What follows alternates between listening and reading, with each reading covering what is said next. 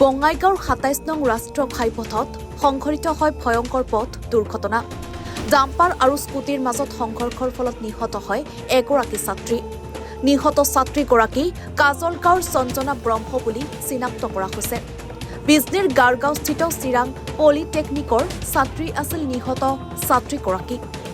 দুৰ্ঘটনা সংঘটিত কৰা ডাম্পাৰখনৰ নম্বৰ হৈছে AS26AC 0178। ইতিমধ্যে ছাত্ৰীগৰাকীৰ মৃতদেহ মৰণোত্তৰ পৰীক্ষাৰ বাবে বঙাইগাঁও অসামৰিক চিকিৎসালয়ত প্ৰেৰণ কৰা হৈছে। ৰাষ্ট্ৰীয় ঘাইপথটোৰ উৰণীয়া সেতুখনৰ নিৰ্মাণ কাৰ্য বছৰ বছৰ ধৰি সম্পূৰ্ণ নোহোৱাৰ ফলতেই এই দুৰ্ঘটনা সংঘটিত হোৱা বুলি স্থানীয় লোকৰ অভিযোগ। আজি যিটো এক্সিডেণ্ট হ'ল ইয়াত, এইটো মানে আমি শুনামতে এইটো ষ্টুডেণ্ট কলেজৰে ষ্টুডেণ্ট হয়। কিবা এক্সাম দি অহাৰ ফলত এই ডাম্পাৰখনে, এখন ডাম্পাৰ আছিল ইয়াত, এইখনে এক্সিডেণ্ট কৰি মানে স্পট ডেথ কৰি দিলে ছোৱালীজনীক। বহুত খুব দুখিত এক্সিডেণ্ট হোৱাৰ বাবে। আৰু দেখি আহিছোঁ ইয়াত মানে স্পীড ব্ৰেকাৰ বনাই থাকে, কিন্তু স্পীড ব্ৰেকাৰ গ'লে কোনো কামেই নাই। স্পীড ব্ৰেকাৰ কেৱল স্পীড ব্ৰেকাৰৰ নামতে স্পীড ব্ৰেকাৰ হৈ আছে। এইটো তিনি-চাৰিটা ৰাস্তাত স্পীড ব্ৰেকাৰৰ খুব প্ৰয়োজন, কাৰণ গাড়ীবিলাক চলো হ'লেহে তেতিয়াহে এক্সিডেণ্ট নহ'ব।